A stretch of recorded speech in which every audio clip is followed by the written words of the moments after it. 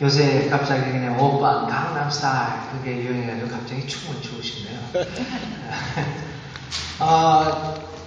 저는 아까 그 파라과이 국립대학을 졸업을 했고요.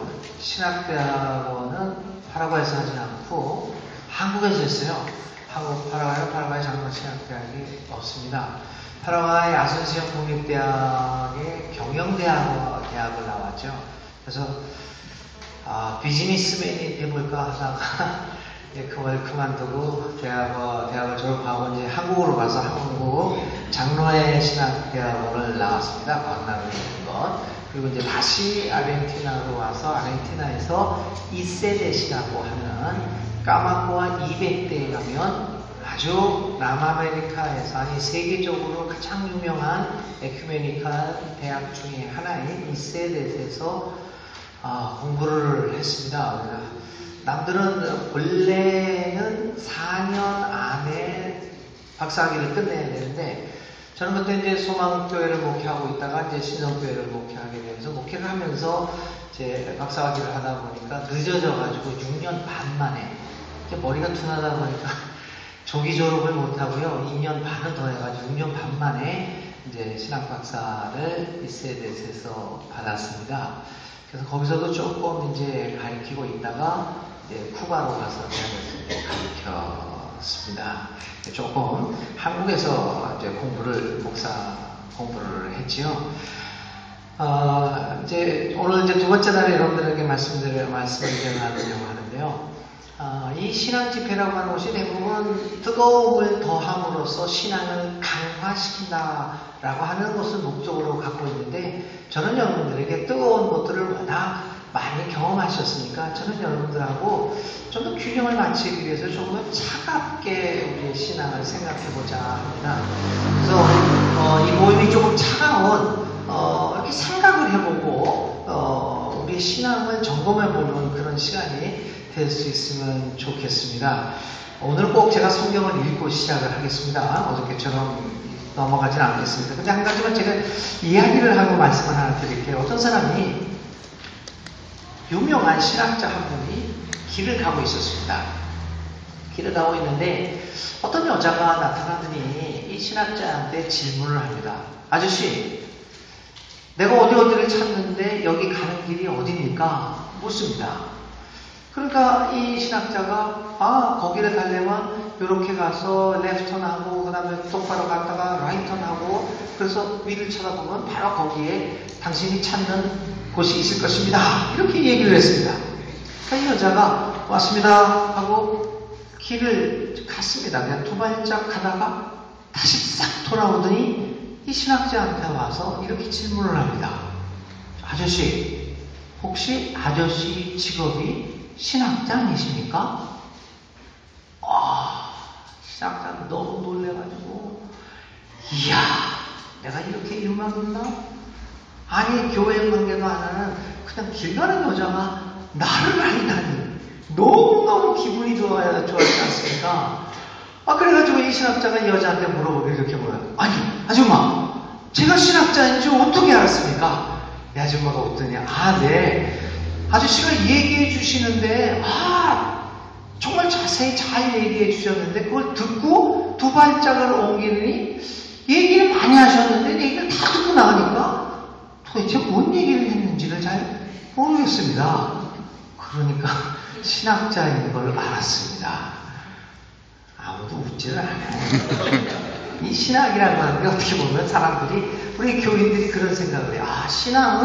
신학이 무슨 필요가 있느냐 이렇게 얘기를 합니다. 그거 아주 듣지 못하는 이야기를 하고 나중에 듣다 보면 헷갈려가지고는 알지도 못하게 만든다 이렇게 생각을 합니다. 그런데 여러분, 신앙을 신학으로 이해하지 않으면 정말 내가 어디로 가는지를 알지 못한 채 한없이 나가게 됩니다. 그래서 이 신학이라고 하는 것은, 학문이라고 하는 것은 잠깐 스톱해서 우리를 돌아보게 만들고 다시 길들을 이렇게 가려게 만듭니다. 내비게이션을 한국에서는 거기다가 내비게이션은 내비를 쓰잖아요. 저는 내비를 하면서 이런 생각을 합니다. 한참 길을 가다가 거꾸로 들어가요. 다른 데로 들어가 버립니다. 그리고 내비가 잠시 기다려 주십시오 하다 빙빙빙빙빙 하더니 또 다시 길을 가르쳐줘요. 그래서 잘못된 길을 벗어나서 다시 가던 길로 이제 방향을 올바로 잡게 만들어서 가곤 하죠. 내비게이션 역할이 바로 그거죠. 내가 가는 길을 잘못됐으면 그걸 톡톡톡 쳐서 다시 이 제대로 길로 들어서는 거. 그래서 이 신앙을 차갑게 신학적으로 생각하는 것은 내비게이션처럼 우리가 잘못된 길을 가고 있으면 톡톡톡 쳐서 들어가게 만드는 것을 말하고 있습니다.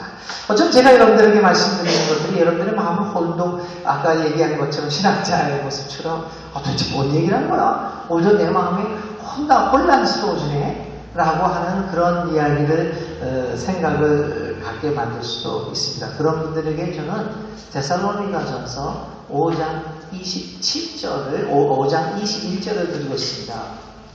여러분들이 생각해서 좋은 것은 취하고 나쁜 것은 버려라. 바울이 데살로니가 교회에게 한 이야기입니다. 좋은 것은 취하고 나쁜 것은 버려라.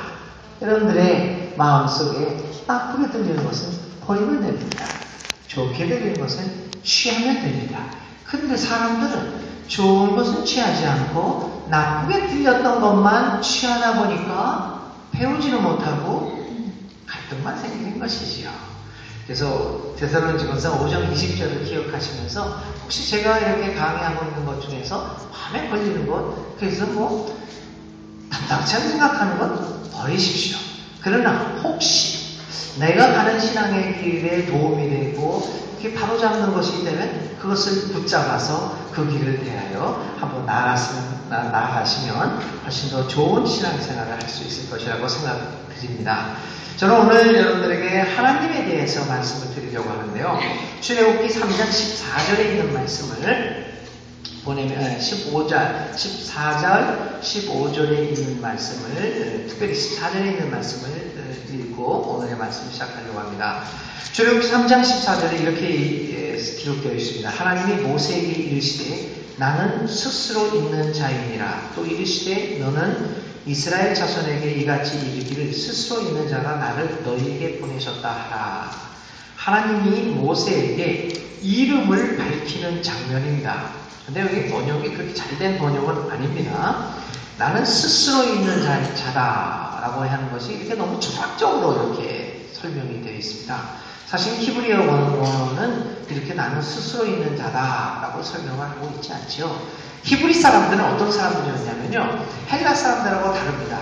여러분 히브리 사람들의 사고방식은 어떤 사고방식이었냐면요. 굉장히 현실적인 사고방식을 했습니다. 그 사람들은 미래가 없었어요.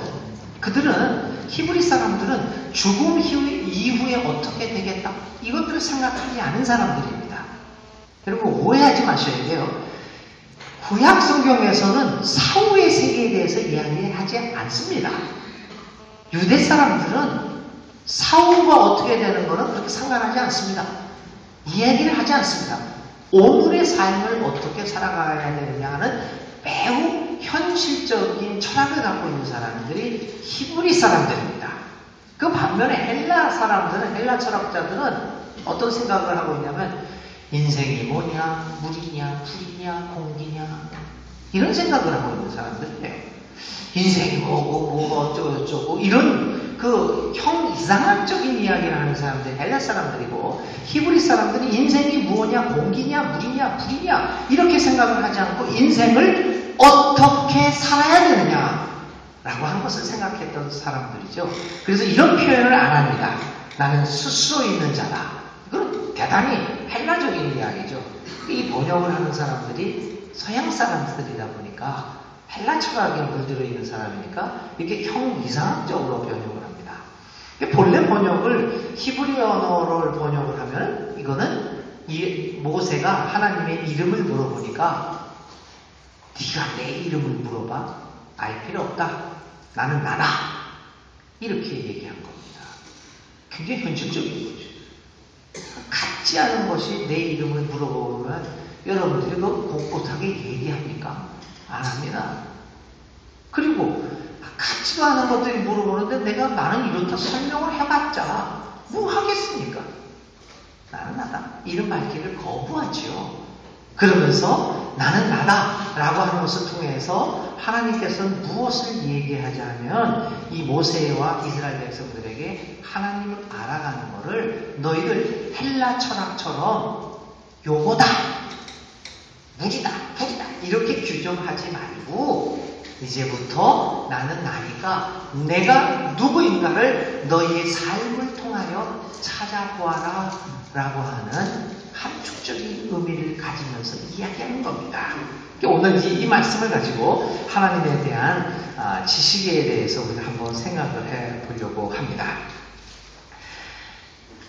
이 신앙 집회의 주제가 다시 읽는 성서와 새로워지는 신앙입니다. 왜 성서를 다시 읽어야 할까요? 왜 그러냐면 오늘 우리 한국교회가 가지고 있는 성서에 대한 지식이 잘못 알려진 지식들이 너무나도 많기 때문에 우리의 신앙이 성서에서 출발되고 성서에 의해서 판단되어져야 함에도 불구하고 이 성서에 대한 지식이 잘못되어 있다는 것을 발견하기 때문입니다. 그 중에 하나가 몇 가지 이야기를 하면 이런 이야기들이 있어요. 욥기 8장 7절에 그 시작은 미약하지만 그 끝은 창대하게 될 것이다. 이 구절만큼 우리가 잘못 이해되고 사용되어지는 성서 구절은 없습니다. 모든 각에 붙어 있습니다. 너무 뜻이 좋잖아요. 시작은 미약하지만 끝은 또 좋아지니까 너무 좋잖아요. 근데 그게 성서의 생각일까요? 그게 하나님의 생각일까요? 거꾸로 생각하면 만일 시작은 미약하였지만 그 끝은 창대할 것이다 라는 것이 하나님의 생각이었고 성경의 생각이었다면 거꾸로요. 시작은 미약했는데도 끝도 계속해서 미약한 거는 하나님의 저주를 받은 겁니까? 여러분 어떻게 생각하십니까? 근데 우리의 인생이요. 시작도 미약했지만 끝까지 미약한 사람들이 대다수입니다. 여러분 한번 우리의 삶을 조용히 한번 생각해 보십시오. 아까 박구선 집사님이 저를 소개하면서 참 많이 다녔네. 속으로 그렇게 얘기를 하신 걸 거예요. 많이 다니셨다고 하지만 야, 이 사람 뭐 이렇게 많이 돌아다녔어. 사실 저 목사 생활하면서 숱하게 돌아다녔습니다. 아르헨티나에서 또 쿠바로, 코스타리카로, 칠레에서 한국으로, 또 한국에서 지금 저 교회 그만뒀거든요. 8월 26일 사임했거든요. 어떤 분이 저한테 얘기를, 많은 분들이 저보고 뭐라고 하냐면은, 홍 목사님은 5년짜리예요. 5년을 넘겨본 적이 없습니다. 그냥 왔다.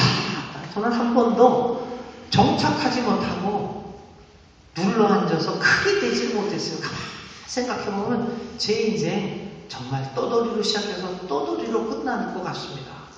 저희 이번에 8월 26일 그만두는데 어디로 갈지는 모르겠어요. 지금 한국에 있어야 되는 건지 멕시코 가야 되는지 쿠바에 가야 되는지 아르헨티나는 못 오게 돼 있지. 또 보세요. 또 오겠습니까? 네. 여기서 뭘 하겠습니까? 어떻게 어디로 가야 될까? 야, 내 시작은 떠돌이로 시작해서 아마 끝도 떠돌이로 될 것이다. 저는 참 시작이 미약했습니다. 한 번도 큰 교회 다니면 제대로 신성교회라는 교회를 다니면서 그래도 우리 교회에서 제일 큰 교회 다니면서 제대로 성공했다는 소리도 많이 들었어요. 그 당시에 40대 초반이었으니까요. 근데 그것도 제대로 지키지 못했습니다. 그래서 대형배 좀 큰 교회 목사로 계속 있었으면 폼도 잡고 그럴 텐데 그것도 지키지 못해. 제 인생 보니까 시작은 미약했는데 결국 조금 잘 나가는 것 같더니 또 미약해지고 말았습니다. 하나님은 저주를 받는 것일까요? 왜 나는 미약했는데 계속 미약할까? 그 시작은 미약하지만 그 끝은 창대할 것이다. 하나님의 생각입니까? 아닙니다. 성서는 오히려 그 사상을 거부하고 있습니다. 얘들아, 네 시작이 미약했냐? 끝도 미약했냐? 그래도 너는 하나님의 사랑과 은혜와 자비 속에 있는 것이다. 이렇게 되는 거예요. 그러니까 얼마나 왜곡되게 성서를 해석하고 있는 것인가. 그러니까 성서를 다시 보자는 거지요.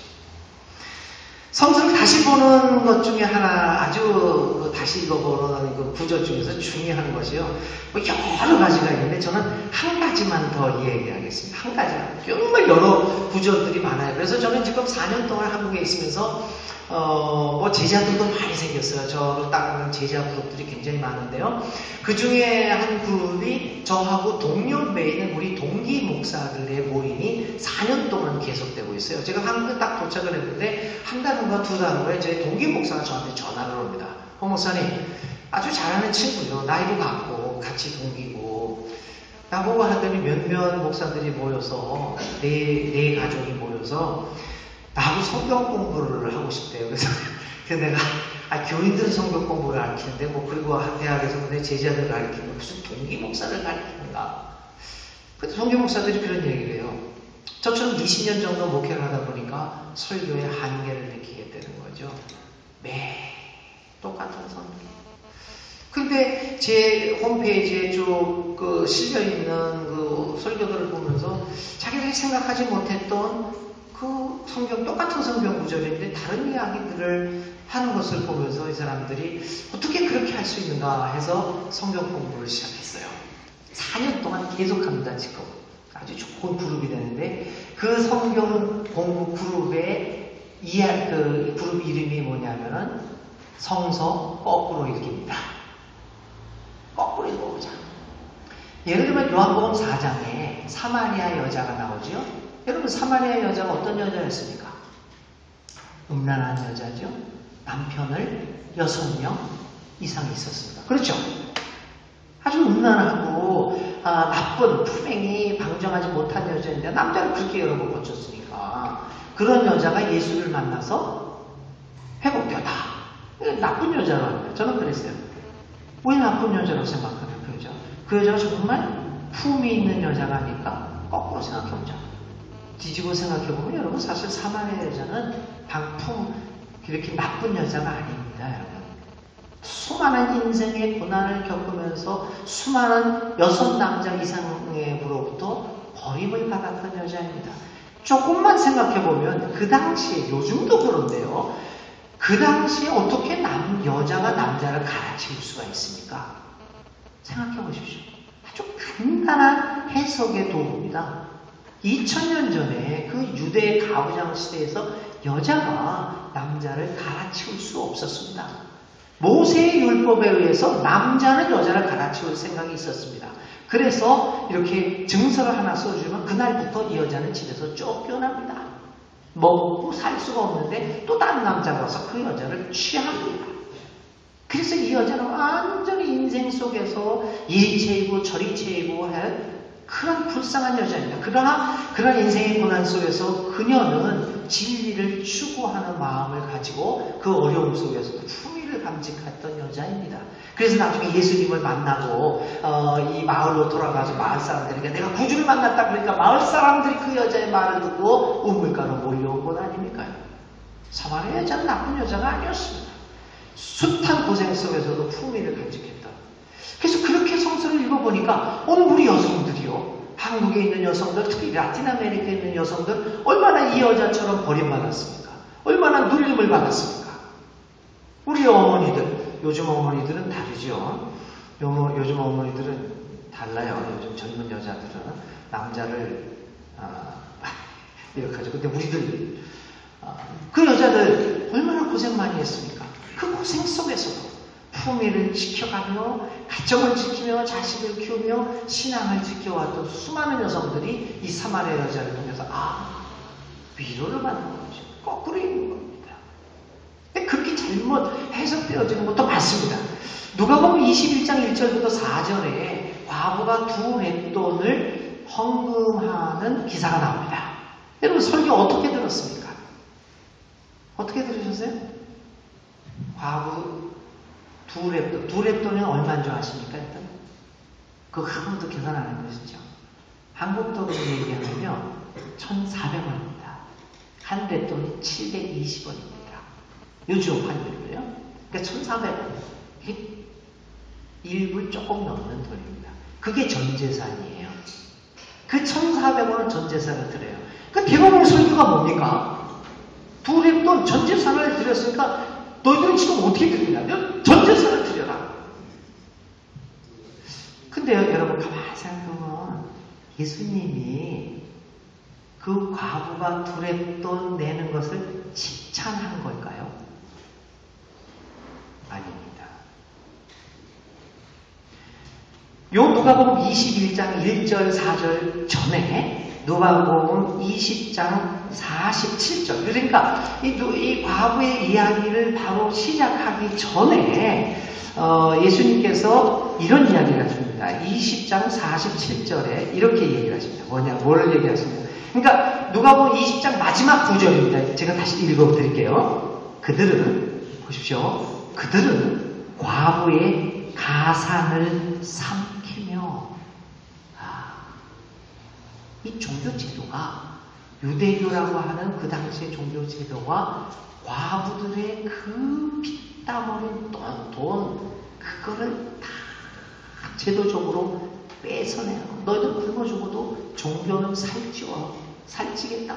가산을 삼킨다라고 그러면서 얘기하면서 오늘의 이 누가복음 21장 과부 둘의 돈을 얘기합니다.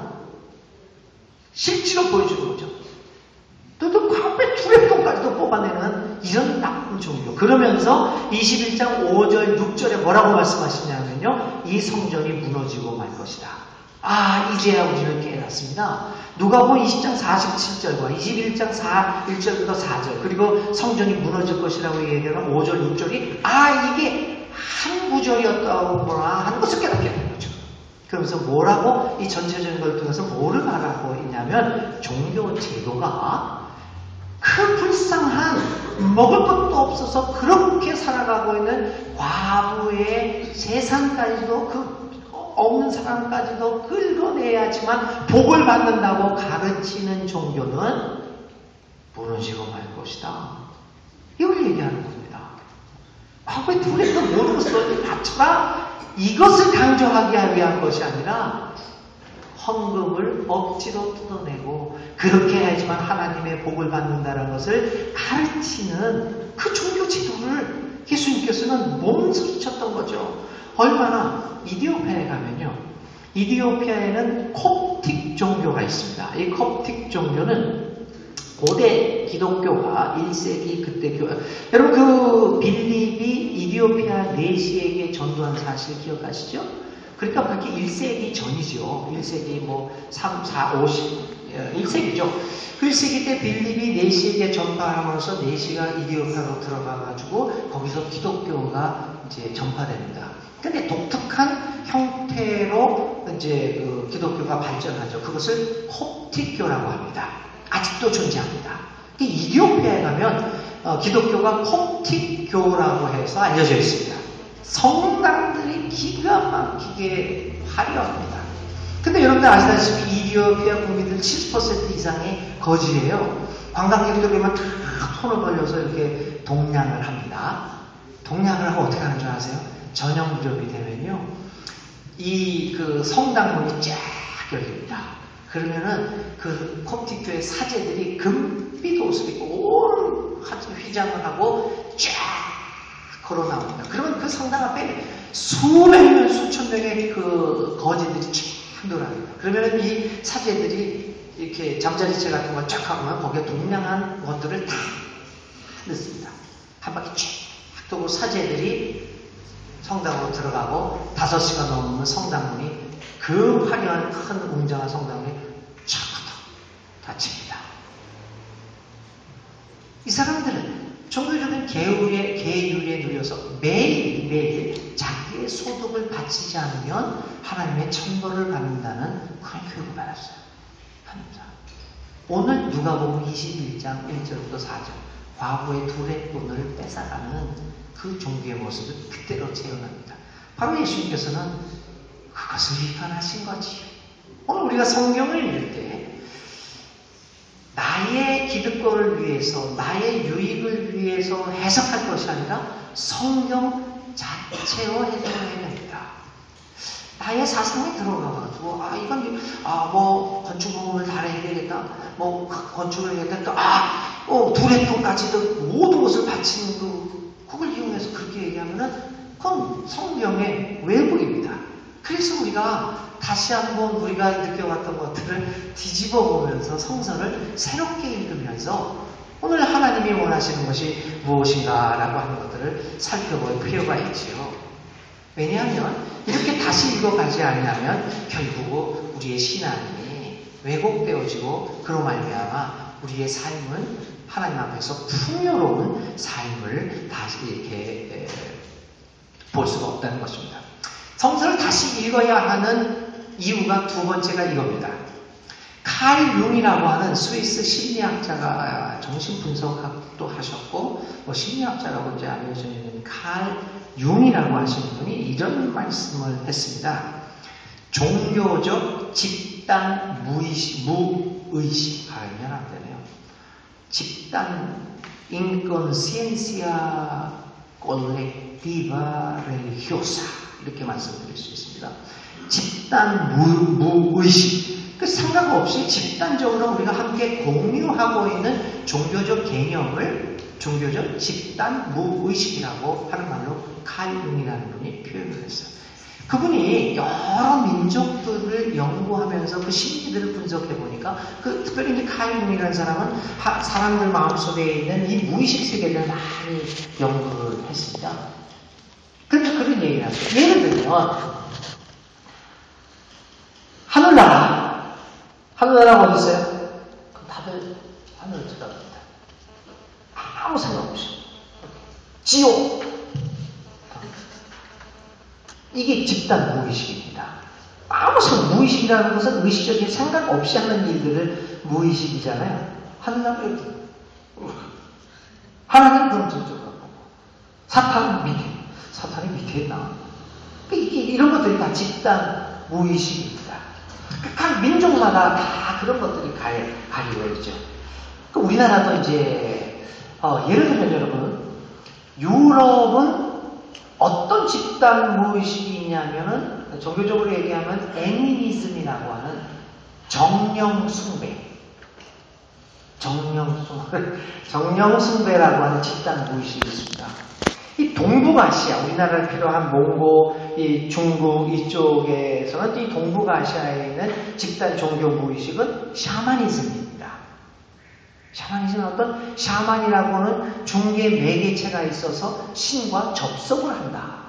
아프리카 쪽에서는 종교 집단 무의식이 토템이라는 것은 어떤 이런 사물들이죠.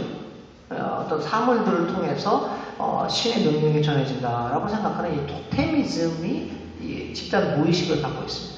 그런데 안타까운 것은 이 집단 무의식이 우리가 자유로 가질 수가 없습니다, 여러분. 저도 그렇고 여러분들도 그렇고. 그러니까 우리가 한국 사람으로서 우리를 지배하고 있는 것이 뭐냐면 샤머니즘적인 집단 무의식입니다. 안타까운 것은 우리 기독교 신앙이 이 샤머니즘적인 집단 무의식에 많이 의존하고 있다는 겁니다. 성서에 의존하는 것보다는 여러분 성서를 많이 읽는 우리 기독교이면서도 사실 성서에서 나오는 이야기에 의존하지 않고 우리가 가지고 있는 민족적 집단 무의식에 많이 합니다. 예를 들면요. 100일 기도, 특별 새벽 기도. 여러분 이게 어떻다고 생각하십니까? 이게 성서에서 기인해서 한 겁니까? 아닙니다, 여러분. 새벽 기도. 이런 것들이 성서에서 나오는 것들이 아니라, 이게 나쁘다는 얘기가 절대 아니다, 여러분. 오해하지 마십시오. 각 민족들이 그 문화화해서 자기의 기독교를 만들어야 되는 거지만, 이게 나쁘다는 게 아닙니다. 근데 어디서 비롯되었느냐라고 하는 것을 말씀드리는 것이죠.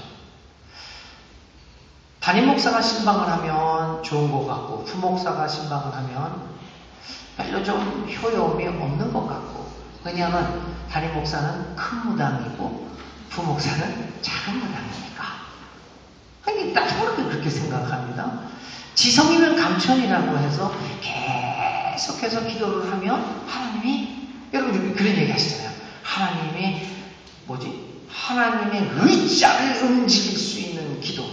그래가지고 저 미국의 어떤 그 강 K 목사님은 그 유명한 그 기도책 강청기도라는 기도책을 그거 썼어요. 비성서적입니다. 강청기도 아닙니다. 강청기도는 성서적인 것이 아니라 집단 무의식 속에서 나온 겁니다. 어디 성서에서 강청기도가 나옵니까? 엘리야는 강청기도는 오히려 바알 믿는 사람들이 했죠. 사무엘 11기상인가요? 이 목사가 그것도 잘 모르고 미안합니다. 혹시 아시는 분 있으면 얘기해 주십시오. 갈멜 산상에서 엘리야와 그 바알 선지자, 아세라 선지자 850명이 대결한 사건이 11기상인가요? 잘 모르겠습니다. 그때서 강청 기도한 사람들이 누굽니까요? 떼쓰고 소리 지르고 하다 보니까 몸에 칼 가지고 칼집을 내면서 그냥 난리 버거지 강청한 사람이 누굽니까요? 네? 바알 제단 사는 사람. 엘리야 어떻게 했습니까? 가만히 이러고 있다가 아마 혀를 찾겠지. 한마디로 G-I-R-A-R 한다. 그렇겠죠. 그렇게 거기서 진짜 G-I-R-A-R 하네. 그러고 있다가 다 했냐? 그지 딱 하는 데가 하나님 불을 내려주십시오. 한마디. 어떤 기도가 성서적 기도고 어떤 기도가 집단 무의식에서 비롯된 기도입니까? 여러분 생각해보세요. 그러니까 신앙의 모습에 있어서 다시 한번 생각해보는 모습들이 굉장히 많다는 겁니다. 그러니까 비계시적 근원에 의존하고 있는 우리의 모습을 다시 한번 성서를 읽어보면서 우리의 이 신앙의 모습들을 한번 고쳐보아야겠다라고 하는 것입니다. 그래서 성서를 다시 보게 되면 우리의 신앙이 새로워져서 이 새로워진다는 것은 본질에 가까워진다는 겁니다. 새 것을 바꾸는 거 맨날 새 것을 바꾸는 것이 아니라 그래서 오늘 우리가 성서를 다시 한번 읽어보면서 오늘 우리가 가지고 있는 신앙의 모습을 살펴보려고 하는데 무엇보다도 하나님에 대해서 몇 가지만 생각을 해보려고 합니다. 첫 번째요. 오늘 나는 나다라는 말씀을 통해서 하나님께서는 우리로 하여금 우리가 하나님을 소유할 수 있다라고 하는 생각을 버리라고 요구하십니다. 우리들은 모범 답안을 원하지요. 하나님은 어떻다, 이렇다, 저렇다. 그래서 사형리 같은 거 이렇게 탁탁 매뉴얼을 굉장히 좋아합니다. 모범 답안을 원합니다. 한국식 교육 방식이 바로 그런 거예요. 하버드 대학을 우리 아이들이 많이 가요. 한국에서요. 그리고 미국 내에 있는 교포들도 하버드 대학을 많이 갑니다. 2009년도에요. 뉴욕에 있는 콜롬비아 대학교 대학원 교육학에서 한국 사람이 교육학 박사 학위 논문을 발표했습니다. 그 중에 한 섹터가 하버드 대학을 비롯한 소위 아이비 그룹 대학에 재학하고 있는 사람들의, 특별히 동양 사람들의 계속 학습률, 탈락률이 얼마나 됐냐라고 하는 것을 조사를 했습니다. 어느 민족이 1등을 했을까요? 탈락률. 한국 사람. 한국 사람입니다. 60%입니다. 그러니까 10명이 입학하는데 6명이 졸업을 못합니다. 제일 많이 졸업하는 사람이 유대인들입니다. 25%가 떨어집니다. 그다음에 이제 일본, 중국 이렇게 되는데 한국 사람이 60% 이상이 탈락을 합니다. 근데 탈락의 이유가 뭘까? 라고 얘기를 하니까 한국 아이들은, 대학 애들은 이렇게 모범 답안적인 답변을 공부를 했어요. 그래서 SAT에서는 2,400점을 맞습니다. 토플도 요새 100점 만점인가 120 만점인가 기억이 잘 안 나는데 하도 우리 아들이 오래전에 해가지고 그렇게 됩니다. 120점인가 하여튼 이렇게 맞습니다. 만점들 수두룩하게 한국 애들이 나옵니다. 근데 왜 그러냐면 정형화된 공부를 했기 때문에 공부를 할 줄 알아요. 아니 시험 볼 줄을 알죠. 그게 딱딱합니다. 근데 대학에 들어가니까 특히 하버드 대학 같은 경우에는 여러분이 마이클 샌들 수업도 보셨겠죠. 정의란 무엇인가. 그거 유튜브를 통해서도 보신 분들도 있겠지만 마이클 샌들 수업하는 방법 보십시오. 아이들로 하여금 답변을 하도록 만들지 모범 답안을 요구하진 않습니다. 정의란 무엇인가. 정의는 어쩌고 이거를 얘기하는 게 아닙니다. 끝까지 따라가지 못하고 다 떨어지게 됩니다. 우리 신앙도 이렇게 모범답안을 원하세요. 그런데 사실은 하나님을 모범답안으로 알 수가 없고 우리가 과정을 통해서 하나님을 점점 더 알아가야 한다라고 하는 것들이 우리 하나님의 존재라고 하는 것들을 우리 깨달아야 됩니다. 그렇기 때문에 하나님을 내가 알고 있다라고 하는 것을 포기해야 됩니다. 나는 하나님을 알고 있다. 아무도 모릅니다. 그래서 우리는 하나님을 아는 길에 접어들어서 한 걸음 나아가게 되는 것이죠. 그러니까 하나님을 아는 것을 포기를 해버리고 오히려 하나님에 대하여 열려있는 하나님을 보면서 마음을 열어야 합니다. 여러분 신앙에 있어서는 하나님에 대해서 마음을 열어야 됩니다. 제가 대학에서 강의할 때 첫 번째 시간에 이런 이야기를 합니다. 학생들한테 묻습니다. 암호학에는 신학의 자신의 신학적인 경향이 뭐라고 생각하나? 저는 보수적입니다. 이쪽은 진보적입니다. 제가 그런 얘기를 해요. 아니, 공부도 해보지 않고 진보고 보수? 네가 뭘 안다고 얘기하냐? 백지에서 시작해라. 아니, 진보가 뭐냐? 보수가 뭐냐? 어떤 사람들은 저보고 자유주의자래요. 제가 신성교회나 아르헨티나에서도 목회할 때 많이 들었던 비판 중에 하나가 홍희시 목사는 자유주의자.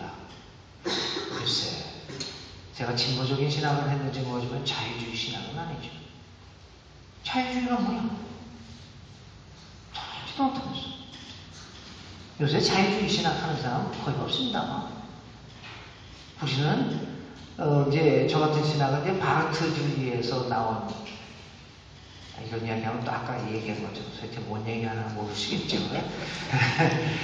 그런 것인데요. 그렇게 얘기합니다. 아니 미리부터 정하고 이건 이거다 하면 하나님도 어쩔 수 없이 거기에 갇혀져 있는 거죠. 그러시면 안 됩니다. 내 생각으로 하나님을 가둬둔다. 모세도 그런 얘기를 한 거죠. 하나님 당신 이름이 뭡니까? 라고 물으면서 자기 생각에 하나님을 가둬두려고 하니까 하나님이 야 나는 나다. 너가 이제 알아봐라. 라고 얘기하는 거죠. 신앙에 있어서 하나님에 대해서 무엇보다 가장 중요한 것은 여러분 열려있는 마음. 그래서 어떤 때 보면 내가 가지고 있는 생각들을 깨트려버리는 그 생각들. 저는 여태까지 지금까지 이렇게 살아가면서 공부를 하기를 되게 좋아합니다. 지금도 누가 생활비만 대줄 수 있다면 다른 일하고 공부만 하고 싶은데 생활비가 안 돼가지고 할 수 없이 일을 나가고 있지요. 혹시 독지가가 있으면 생활비를 대주신다면 열심히 연구만 해가지고 공부를 더 열심히 할 텐데요. 공부를 하게 되면서 느껴지는 건 저는 지금 이제 한국 나이가 56, 57이 돼가고 있어요. 그런데 느끼면서 제가 공부를 계속해서 느끼는 것은 날마다 깨어지는 것을 느낍니다. 내가 오늘 알았던 것을 내일 공부해보면 이거 아닐 수도 있었구나. 날마다 깨어지는. 그게 열려있으니까 하나님을 알아가는 것들이 얼마나 기쁜지요. 저는 최근 3, 4년 동안 영성기도라는 것을 배우기 시작했어요. 렉치오 디비나, 예수기도, 향신기도. 보니까요, 우리 기독교 역사에서 기도의 형태가 수도 없이 있더라고요. 적어도 우리에게 유익을 주는 기도가 7, 8개가 있더라고요. 이그나치오 영성기도 기가 막혔습니다. 우리 아내하고 우리 같이 배웠어요. 너무너무 멋있는 거라도. 제가 지금까지 알지 못했던 세계가 열리는데 너무너무나 놀랐습니다. 2, 3분 정도 눈 감고 기도하라고 그러면 2, 3분 얘기하면은 한 2분 정도 지나면 자꾸만 소녀시대의 노래가 나타나고 원더걸스 모습이 나타나고 잡생각도 내일 물어내야 할 수표 생각나고 막 딸립니다. 이 5분을 못 넘깁니다. 여러분 5분 묵상기도 한번 해보세요. 그런데 영성기도를 배워보면서 1시간 동안 아무 생각 없이 어느 틈에 1시간이 흘러갔다고 하는 경험을 하게 됩니다. 정말 너무 놀랐습니다. 여태까지 그렇게 신학을 공부하고 그렇게 했는데 또 새로운 세계가 열려요. 하나님은 그렇습니다. 하나님을 여러분들의 생각에 잡아둘수록 여러분들의 신앙생활은 왜곡되어지고 닫혀지고 여러분들의 신앙생활이 무거워질 겁니다. 짐으로 다가올 겁니다. 그래서 하나님께서는 나는 나다라고 이야기를 통했습니다. 하나님을 갇혀진 하나님이 아니라 달아진 하나님이라고 하는 것을 이야기하게 됩니다. 또 다른 것을 한번 얘기해 볼까요? 제가 오늘 얘기하고 싶은 것 중에 하나는 하나님은 어디에 계시는가? 아까 집단 무의식 중에서 뭐라고 그랬냐면 하나님은 어디 계시는가? 위를 쳐다보죠. 다 그렇죠? 아프리카 사람들은 하나님은 어디 계시는가 하면 토템 거기에 있습니다. 그래서 그것을 숭배하게 되죠. 뭐 이런 이제 하나님의 집단의 의식, 하나님은 어디에 계시는가라는 건 문제도 한번 우리가 한번 살펴보시기 바랍니다. 1998년에 호세 사라마고라고 하는 사람이 노벨상을 받으셨어요. 그 사람의 대표적인 작품 중에 하나가 우리나라에서는 눈먼 사람들의 도시라고 번역이 되었는데 사실은 원래 제목은 El ensayo sobre la ceguera, 눈먼 것에 대한 고찰, 이렇게 번역을. 눈먼 것이 뭐냐라고 하는 것이죠. 이거 여러분 그 영화를 보셨는지 모르겠는데요. 이 사람하고 소설의 주인공이 마지막으로 이런 이야기를 합니다. 나는 우리가 눈이 멀었다고. 근데 이게 어떻게 되냐면 갑자기 눈먼 병이 들었다가 막 사건이 일어났다가 다시 이제 사람들이 눈을 뜨게 되었다는 것을 이야기하는 소설입니다. 근데 그가 이렇게 얘기합니다. 나는 우리가 눈이 멀었다가 다시 보게 되는 것이라고 생각하지 않습니다. 나는 우리가 처음부터 눈이 멀었고 지금도 눈이 멀었다고 생각합니다. 눈은 멀었지만 본다는 것과 볼 수는 있지만 보지는 않는 눈먼 사람들이라는 거죠. 그러니까 우리가 보기는 하는데 보지 못하고 있는 사람들이라고 하는 것을 고발하는 것이 이 눈먼 사람들의 도시라고 하는 작품의 내용입니다. 오늘 하나님이 어디 계시는가? 하나님을 알기를 원하고 하나님을 보기를 원하는데 문제는 어디 있냐면 우리에게 문제가 있다는 것이죠. 우리가 하나님을 볼 수 있는 눈이 있느냐 없느냐의 문제지 하나님이 있느냐 없느냐의 문제가 아니라고 그런 얘기합니다. 성서는 이 하나님이 어디 계신가? 하나님을 볼 수 있는 것을 어떻게 얘기합니까? 하늘에 있다 이렇게 얘기하지는 않습니다. 먼저는 하나님이 어디 있는 것을 보기 위해서는 관계 회복이 우선이다. 눈이 열려서 관계가 회복되면 그때서야 보이게 된다라고 얘기합니다. 그때서 우리의 눈을 열어서 하나님을 보게 될 때 그때야 비로소 하나님은 어디에 계시는가라고 하는 질문이 생기게 된다는 겁니다. 아무리 하나님을 찾으려고 해도 하나님을 향한 열린 마음을 가지지 않고서는, 그리고 이웃 사람들을 향한 사랑의 마음을 가지지 않고서는 하나님이 어디에 계시는가는 질문을 할 수가 없다는 것입니다. 그러므로 하나님을 볼 수 있는 눈을, 이 관계 회복을 하는 것이 우선적이다. 하나님과의 깊은 영성적 관계가 회복되었을 때 그때서야 비로소 우리는 하나님이 어디에 계시다라고 하는 것이 보여지게 될 겁니다. 성서는 첫 번째 우리 안에 하나님이 계시다라고 이야기를 합니다. 우리의 하나님은 성전이나 성막에 갇혀있는 분이 아니라 우리 안에, 우리의 역사 안에 계시다라고 하는 것입니다. 그리고 이 역사 안에 계셔서 이 역사를 움직이시고 역사를 다스릴 수 있는 분이라고 하는 것을 성서는 지극히 얘기합니다. 그래서 여러분 생각해 보십시오. 다윗이요, 성전 지으려고요. 그러니까 하나님이 반대를 합니다. 그러면서 반대를 하면서 이야기하시는 말씀이 뭐라고 하냐면, 야, 내가 언제 너희한테 좋은 재료 가지고 백향료 가지고 집 지어 달란 적이 있느냐? 다윗아, 내가 언제 너한테 집 지어 달라 했느냐? 나는 너희들의 성막이 아니라 회막, 천막 옮길 때마다 나 거기에 같이 있었다. 근데 왜 나를 좋은 집을 만들어 놓고 거기다 가둬두려고 그러느냐? 나 그거 싫다. 나의 너희들이 옮겨 다니는 그 집에 같이 있었다. 어? 싶다든가 하지 말아라. 사실 성전, 구약에서요, 성전을 지어갔던 것은 여러분 하나님의 뜻이 아니었습니다. 나중에요, 하나님이 솔로몬을 통해서 그냥 하도 원하니까 하나님이 들어주신 거예요. 그냥 하나님이 하도 그러니까 그래 한번 해봐라.